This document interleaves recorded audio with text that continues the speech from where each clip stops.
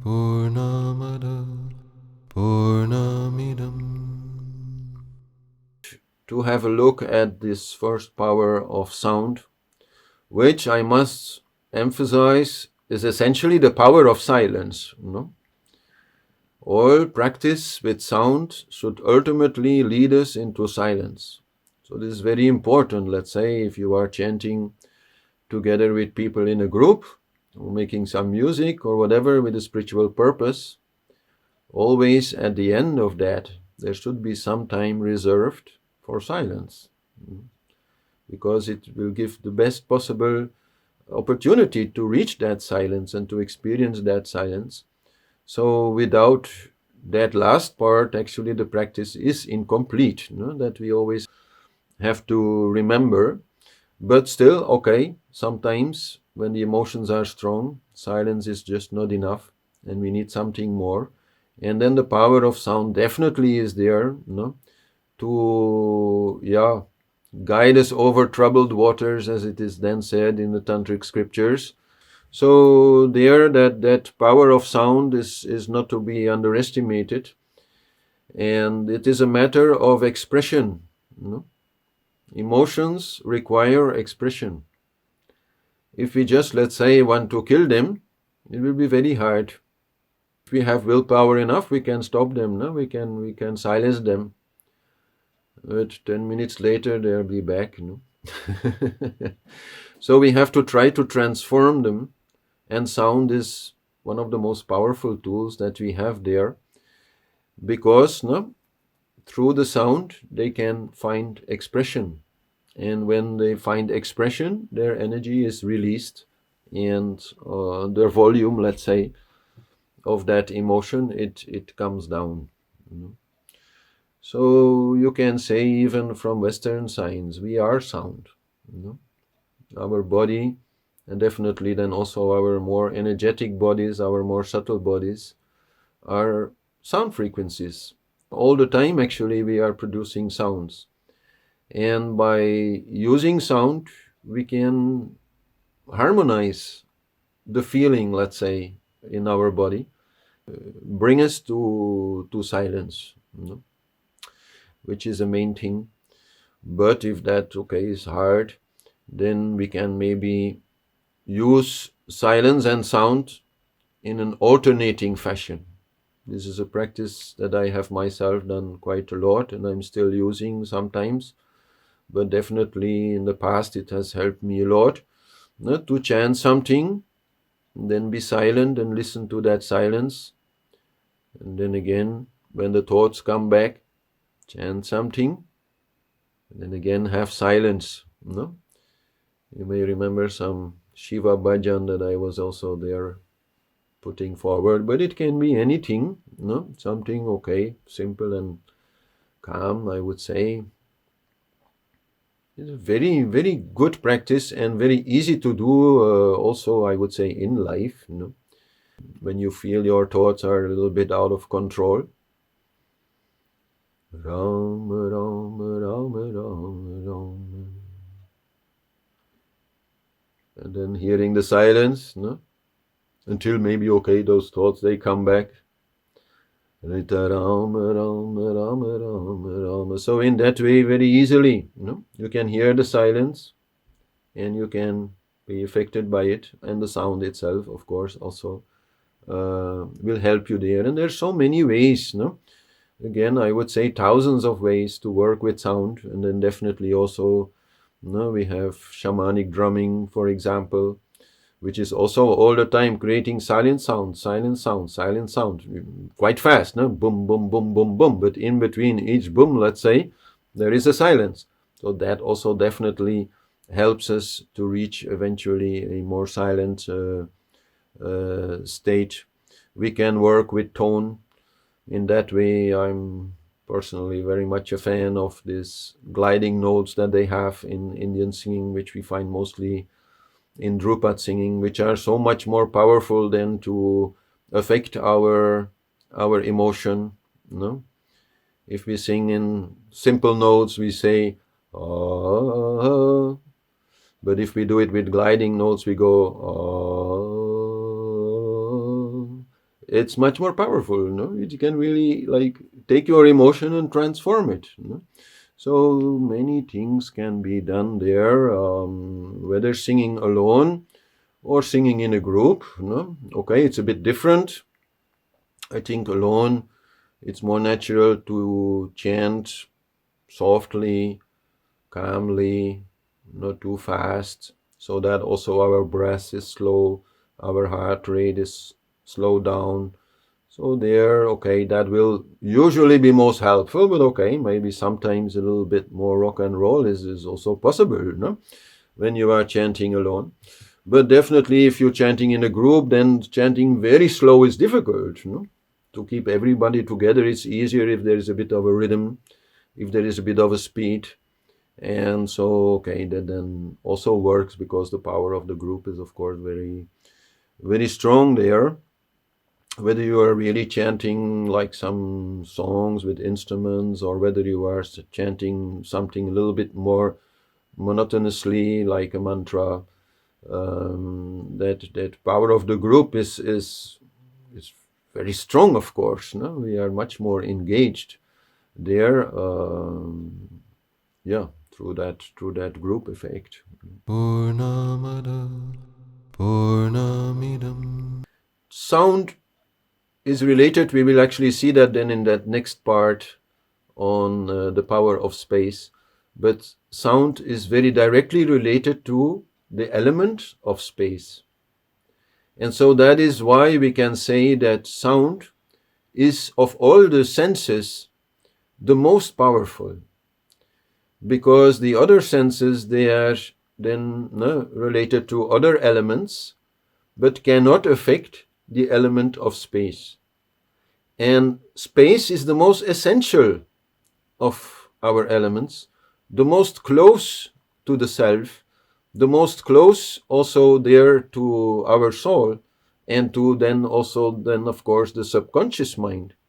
And so that is why with sound we can do so much. Like, for example, to make a person cry. Many singers can do that. Not so difficult actually to do that. But to make a person cry, I don't know, with a nice painting, okay, it can be possible. It's not going to be very easy. Not many people, they really like see a painting and get so emotionally touched by it that they will start to cry. But with sound, yes. Touch, related to the element of air, which is the second most subtle after space, is then more powerful actually than sight. Because it affects the air element, that means it affects the life force. And through the life force, okay, a lot of emotion also can be brought. And so then, okay, I don't know, when people get a massage or something, maybe also they start to cry, because something is released. So in that way, different powers are there, but definitely when we look at working with the senses, the power of sound is the most important one. So then when we do a kirtan here, or we call it actually a bhajans evening, afterwards people feel joy, people feel relaxed, people feel happy, and that is beautiful. No, that is a very beautiful thing and a very powerful thing, and also at the same time a very enjoyable thing. So in that way, I would say it's a very nice practice. Some practices, like let's say repeating a mantra silently inside, are, especially in the beginning, not so very enjoyable. It's like a mental workout. It's very hard. But to chant and there bring our emotion in the sound and enjoy this togetherness, it's a wonderful way to spend the time. I think musicians are among the most lucky people in the world. They are able to professionally engage in this beauty of sound. That is a great blessing. Yogic science really has developed this to an incredible degree, I would say, and very hard to totally understand it because it is so varied, And we just have to look at the Sanskrit alphabet for that. No? They have 52 letters, and this understanding really is not just about, okay, this is this sound and this is that sound, but they also very much understand how these sounds work, what kind of centers in our body are affected by it, what kind of emotional states are produced by certain sounds. This knowledge is totally there, and even in then the use of the Sanskrit alphabet in thinking and speaking and writing, there beautifully actually the meaning of words, which then are composed of different characters, can be directly related to the actual meaning of those individual characters, combined then in one concept, which then means I don't know, courage or tree or something like that, where Sanskrit, you can say, is a language which is literally creative, because whatever you say will be manifested, at least in the energy. This gives just one little bit of information there about the difference between vowels and consonants. Vowels, when we produce them, a, e, o, no? Then our mouth will move a little bit, but there will be no stress inside, or very little. No? But when we make a consonant sound, then always there is m, p, t, s. No? Then we are blocking the air and then releasing it in a certain way, which produces a certain sound. And so this means that when we work with consonants, then actually we are much more affecting also the physical body, because the physical body is much more involved in producing that sound. So then the use of consonants will mostly affect the physical body, the energy body, and the mental body, the body of our thoughts, but will have relatively limited, not absent of course, but relatively limited impact on the subconscious mind. When we want to work with the subconscious mind, then the vowels are much more. But so of course, if then we look at the seed sounds like Om or Rang or something like that, there we already have a combination of vowels and consonants, because of course, why not work on everything at the same time? No? But so this is just one little bit of understanding as an example of how they have developed this science of sound. And I can also there refer, for example, to my book on the 9 emotions, where for every principal emotion they have attached a particular musical note. And then they will say, okay, with Re you can produce this emotion, and with La you can produce that emotion. So that is actually a knowledge which is also there in yogic science, but also of course then in Indian musical science. So it is very complex, I would say. If we look then at image number 5, which is a table from a book of David Frawley, which is a very interesting book if you want to a little bit study this science of sound. And there you have the so-called mantra purush, or the body of sound, showing where the different sounds of the Sanskrit alphabet affect specific parts of the body. And it is actually a lot more complicated than what this image is showing, because when you use a certain sound, which for example will affect, let's say, the nose, then it will not only affect that particular place, but also the nadis that are there, the energy channels that are there, and from there it may affect many other places. So it is quite complex, and I've been using that word complex a lot here with a particular intention. I want to say really that as Western minds or modern minds, rational minds, we like to categorize, we like to rationalize and get a complete understanding, so that then we feel we can work with this. But what I want to tell you is that if you want to have this understanding, better stop doing anything else in your life and devote your entire life to it, and then maybe at the end of your life you can say, okay, yes, I have some understanding now about different sounds and what they can do. It is that complex. I like to mention here also one friend and a guru brother of Harish Johari named Sham Bhatnagar, who is a person of Indian origin but living in the United States. And he is really a master of sound, and I've done a few sessions with him. And the way that he can use sounds and produce inside of me, and well, of course, other people also, certain feelings, certain releases, is just magical. But this is the kind of person who has been studying that his whole life, you know? And so that is a little bit what I wanted to say. Okay, there are certain uses which are magical, which in healing, let's say, also then can do miracles, you know? But as a path or a help on the yogic path, better we use the understanding that other people have, we use the mantras that are there and see, okay, if they fit us, rather than trying to understand all of this ourselves. You know? This is a very complex thing. You know? The analytical approach of this subject of sound is really not how it works. Sure, like for example, this book of Rowley, it gives you some understanding, and I'm not saying that is wrong. I have read it myself, you know? But that is not the way to go.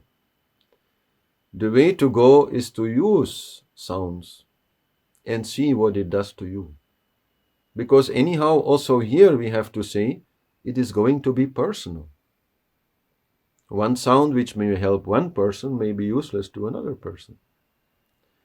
So then what is the use of all this knowledge that you may gather by studying this in great depth? You know? I'm not saying you should not, but understand that what you can get out of that is very limited.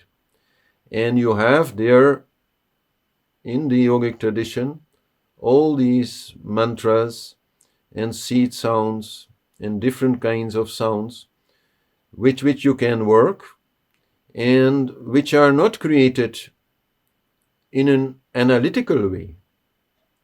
These sounds, they originate with the rishis, with the seers of ancient times, with the sages, and they have not, let's say, constructed these mantras in a practical or rational way. They have heard these mantras, or you could say encountered these mantra energies in deep meditation. And so they have come out of that meditation, and then they have produced these mantras and maybe, written them down and passed them on.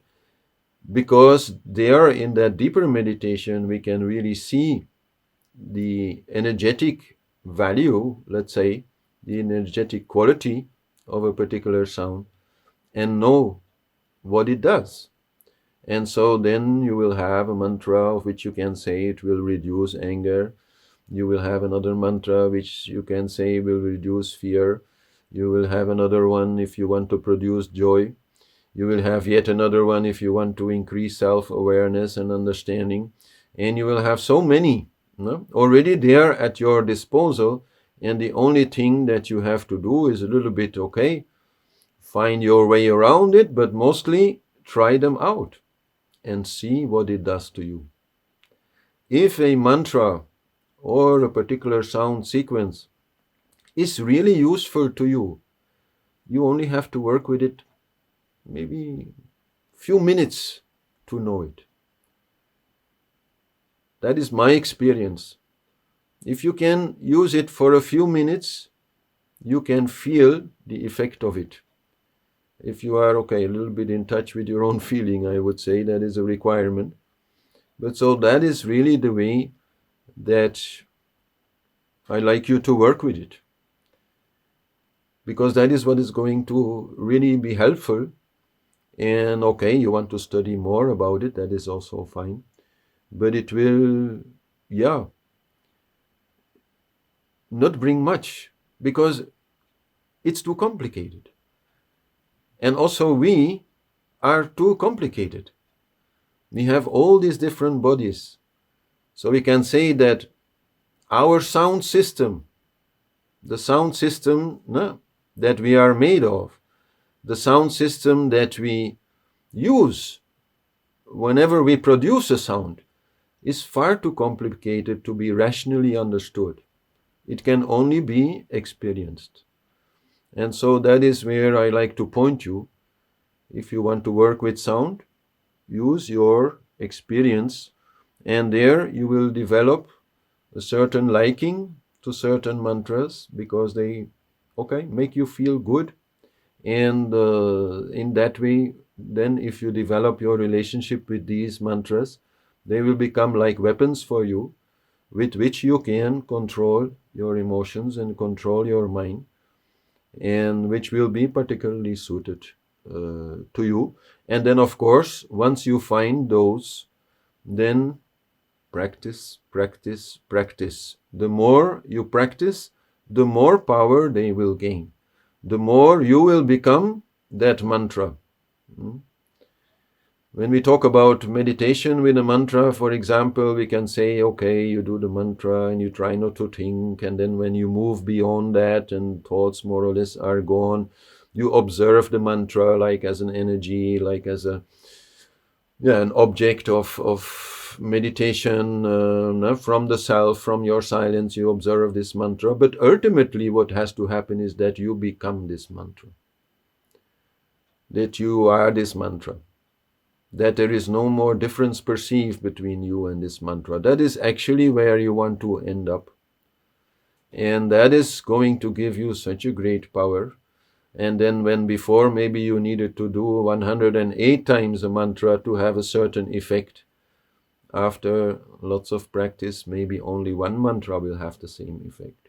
That is actually what is the ultimate goal here in using these sound syllables, that is to develop a certain relationship with them, so that you are in tune with them, and that you have their power, and you become that power. And if you want to be fearless like Kali, then that mantra will bring you that. And it will change you. It will create a different personality. We see here these 24 points in the body which are affected by the 24 syllables of the Gayatri mantra. And you can already see from the image now, like how evenly they are distributed in the body. So from that, maybe, we can understand what it does.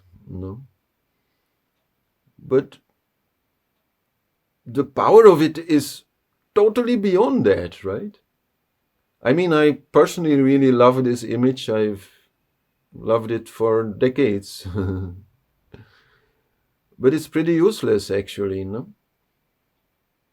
The main thing is to use the mantra and to feel that energy and to become that energy. And that is totally beyond words and beyond images, and certainly beyond any kind of like pure bodily effect. This is going much, much deeper to your more essential being. We are all, you could say, multidimensional beings. In the earth dimension, we have this physical body, but we also exist in the other dimensions where we have more subtle bodies, and there also that energy will be there if we use the Gayatri mantra. And the effect of that we cannot even grasp with our rational mind, but we can definitely experience it. So in that way also the power of mantra is not only for us. When we are using a mantra, when we are producing in that way this mantra energy, we are affecting our entire environment in these different dimensions. And in that way also actually can receive a kind of feedback from those dimensions. Okay, that is a subject we'll talk about a little bit more later on in this series of videos about the different dimensions and how we can work there. And they are, of course, mantra is a main tool, to connect there and to get some support there and to grow there, just as we are growing here on earth. So, yeah, another way to look at it is through the chakras. Of very famous image, of course, of the 7 chakras with the main sounds of each chakra in the middle, and then you have the lotus petals around it, which each also have a particular sound. So this is another practice which I like to mention because Harish Johari also was very much promoting that, and it's also quite clearly explained in his book and audio CD how to do that. So this is another practice that we can definitely work with to harmonize our desires, especially as they relate to the elements and to the chakras. So there's not only mantras, also definitely with seed sounds we can work and get very good results, no? Because okay, we can say these seed sounds, they affect the physical body, they affect the energy body, no? But the more important impact is in the much more subtle body, where we have these 3 main energy channels, the 3 main nadis, the neutral, the solar, and the lunar channel. We will talk about that more when we start talking about Kundalini. But where you can say that these seed sounds are like playing a certain instrument with 3 strings, no? And using the sounds, we can make those strings move and change and become unblocked, no? And in that way, make huge progress, on the spiritual path. So this is definitely also a very important science which is there. Purnamada Purnamidam. This image looks quite similar to the one which I showed about vowels and consonants. But here, we compare the chanting of sound out loud and the silent use of sound in our mind, and it is basically the same image, because basically there we find the same effect. If we chant mantra out loud, we will affect, of course, also our environment. We will very much affect our physical body. We will very much affect our energy body. That is actually where the main power is, to change the emotion in the pranic body, in the energy body. And we will affect the conscious mind, but this will not so much reach into the subconscious mind. But if we can use those same sounds, those same mantras inside, silently, repeating them in our mind, then definitely that is one of the main ways in which yoga and tantra have brought forward a path to change the subconscious, to subdue the reptile brain, to really unblock certain blockages in a very fundamental way that will change our personality and will be so much valuable, in the letting go of that luggage which we were talking about before, because a lot of that luggage is not so much in our thinking, is not so much, I would say, in our habits or addictions or our lifestyle. It is very much in our subconscious mind, that we are blocked. So that is where the main task is if we want to move forward, and there definitely silent mantra meditation is one of the main ways put forward by the yogic tradition. Whatever you are doing silently in your mind, I'm not saying there will be no effect on the physical body, but it will be quite limited. When the body itself is making the sound, then it will vibrate so much more strongly, of course, in the body, and in that way have much more effect. To affect others, then of course we have to use the sound out loud. That will be there the most effective. definitely if we want to work in ourselves, then to silently repeat that mantra or sound inside is more powerful than to chant it out loud if the concentration level is the same in both. Very often there is a lack of concentration. Very often thoughts come and are totally disturbing the mantra because the thoughts are also sounds. And so in that way it may not work very well for them, and it may work better for them to chant the mantra out loud because they're using the tonality, using the emotionality of those tones, etc. They can be much more engaged in the chanting. They can much more also enjoy it, and it is not so much of a struggle. So in that way, again, it becomes very personal what will work. The most essential thing is pronunciation. If the mantra is pronounced in the wrong way, and you find many of them on YouTube, so you have to be a little bit careful there where you get your information. So then it will not have the same effect, and it might even have, you could say, an adverse effect or a disturbing effect. So pronunciation is the first thing. Then the intention, the emotional connection is definitely also important, but is still mostly a tool to be really focused on it. But okay, it also, of course, gives a certain power to it. The number of repetitions is actually there only needed if we want to get some kind of result from it that comes from outside of us, that comes from those other dimensions I was mentioning before. For ourselves, let's say, for the direct effect of the mantra on our brain, on our physical body, even on our more subtle body, the number is not relevant. I mean, the more we do, of course, the more effect will be there.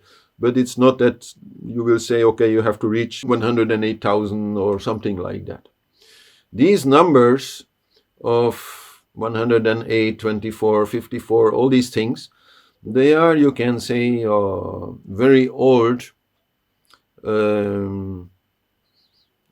currencies, you can say, because mantra energy in the spiritual world is very powerful.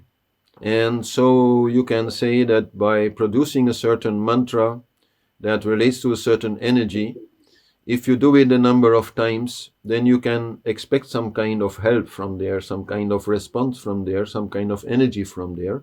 But for that, a certain amount of mantra will be required. The pronunciation should be correct in the mind.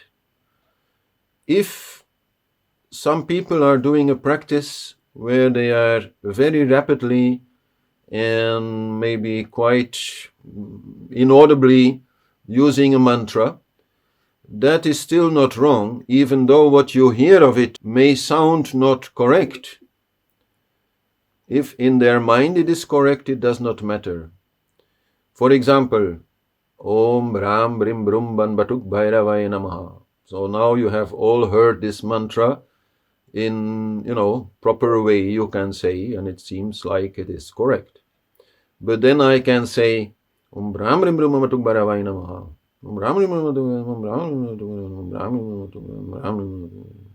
Now, in your ears it is not correct, but in my mind it is still correct. So in that way, it is not necessarily wrong if people do that.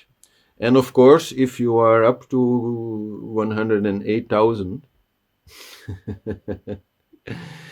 you don't have the time to chant it nicely outside. But it also then does not matter if it is correct in the mind. And actually, when we do silent meditation, which is the practice mostly used, of course, when we want to do high numbers of mantras, then there we can go extremely fast and still not be wrong.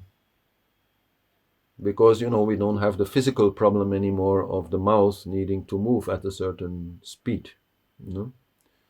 And I remember when I used Gayatri mantra in the very beginning, which is more than 20 years ago, and I used to chant it out loud. Then to do one mala, which means 108 mantras, it took me about half an hour. Now, silently inside, I can do one mala of Gayatri mantra in 2.5 maybe. And it's still correct. If something goes wrong, I hear it.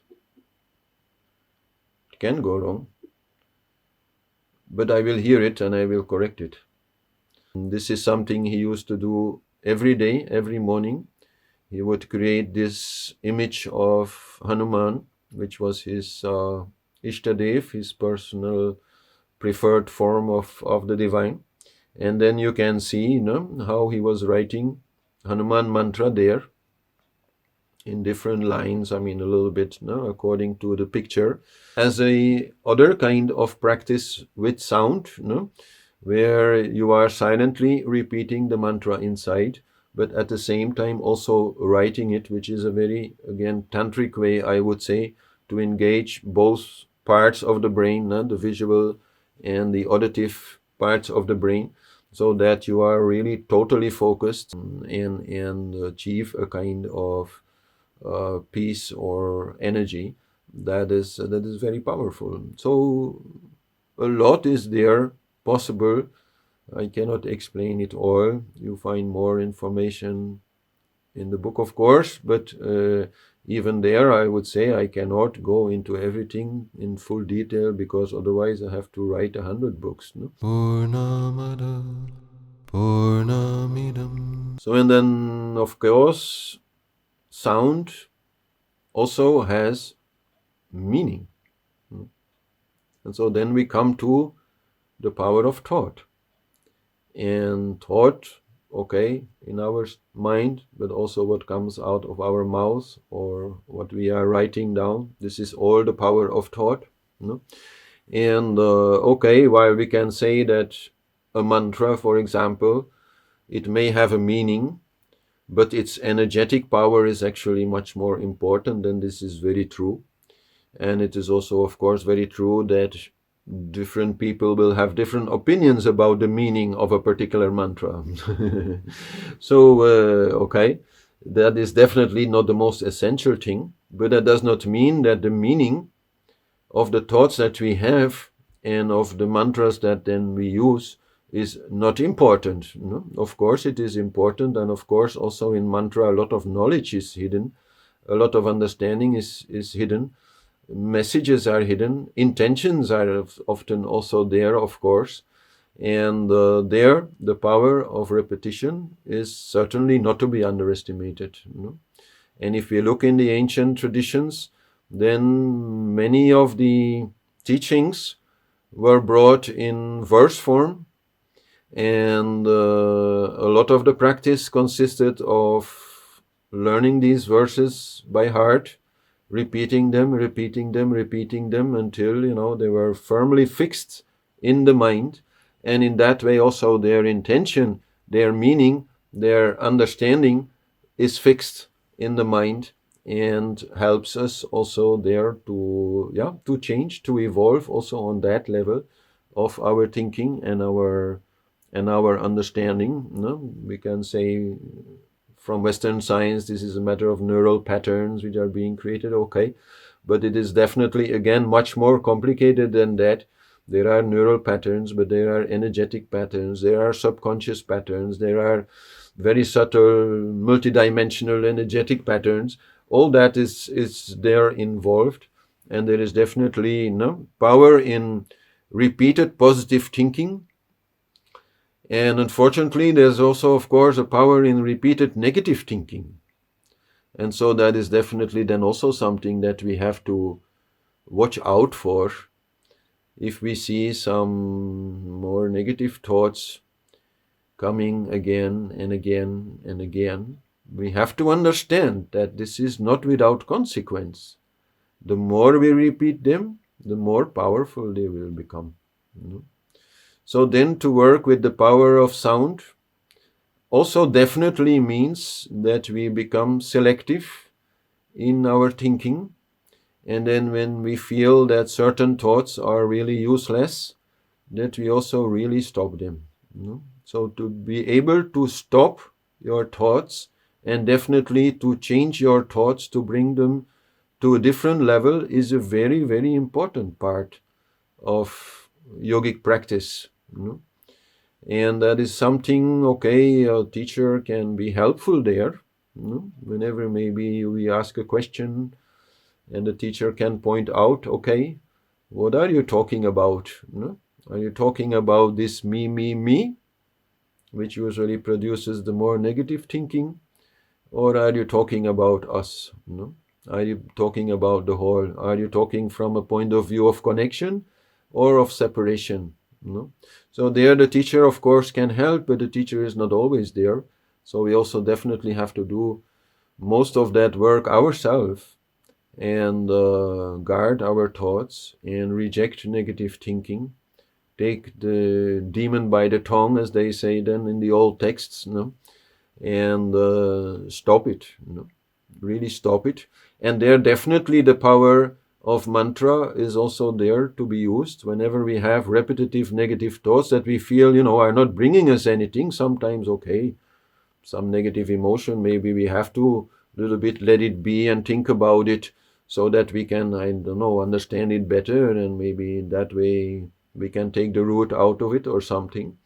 But if we feel we have been thinking these thoughts a lot and they've not been very helpful, then at some point we say no. And just saying no, it can work. But if it doesn't work, then we again have to change the energy. And there the power of sound is definitely the one to use. If you have some negative thought coming back again, some regret maybe about something which went wrong, or some anger or whatever, then you throw a mantra at it.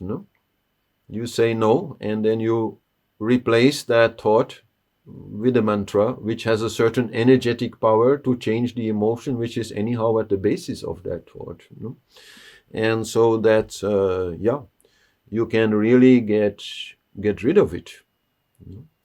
The power of sound, if you look in ancient scripture, is extreme. It's the power with which powerful yogis will move mountains, will change the weather, will stop blood flowing from a wound. These things exist.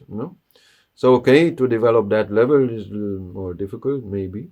But in ourselves, definitely, that power, we have it. And if we a little bit exercise it, and especially then, as I said, develop a certain relationship with some of these sounds, with some of these mantras, then, we can really change ourselves the way we want to. And all of that also understanding, when we then come a little bit more back to working with the self and with the seed-based practices, when we try to bring a silence, that we have to understand that whatever unpleasant thinking is there is not just a matter of thinking. And the modern culture very much always wants to solve our problems by thinking about them differently. And I've just been explaining that is, yes, very correct. But the main thing is always to change the feeling, to change the energy. And in that way also the self-study, the observance of yourself, is not just an observance of your thoughts. This is something very classical taught, for example, by Ramana Maharishi, the Vichara, the study of your own thoughts and to find the untruths there, and in that way say it is not this, it is not that, it is not that, and then eventually come to the true beingness and the true understanding. So that is an important part of the practice. But observe ourselves also in the way that we can see, okay, this thought has this emotional origin. And very few people actually have that, in my experience. They are thinking all sorts of things, but they are not seeing that there is a feeling at the source of it, which is very important. Like, for example, in healing. Okay, in healing, basically what I do is change the feeling of a person. So then sometimes it happens afterwards that I ask a person, okay, how are you feeling now? A couple of days after the healing. And then they say, yeah, well, yesterday I was feeling great because that happened, but today I'm not feeling good because this happened. And then I realize they only define their feelings by what happened to them.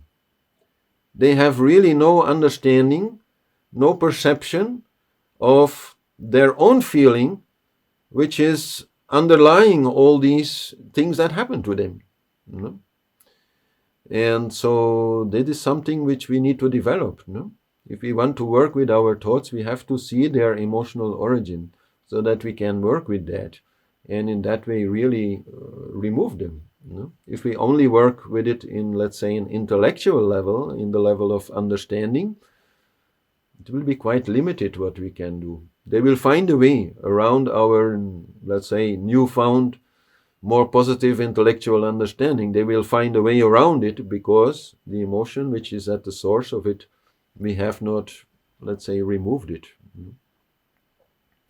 So all this relates to sound. And then, of course, also if you want to develop that kind of deeper understanding of your own thought process and the emotions that lie at the bottom of it, then keeping silent is a very, very good practice. Mona, to practice silence for some days or weeks or months even, they do. Okay, it's maybe not very practical if you are in a householder life, but somehow, okay, you find a way, then that is definitely going to be very helpful, because once you are no longer, let's say, allowing yourself to talk to other people, then you also much more withdraw into yourself, but still the thinking will be there, and you're also trying to silence that, to also be silent then inside.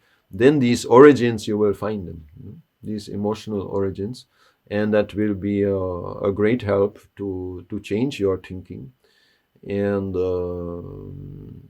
detect any negative thinking, and use the power of mantra, use the power of sound to remove that emotional origin, so that your thinking again becomes constructive, I would say, which very often it is not, unfortunately.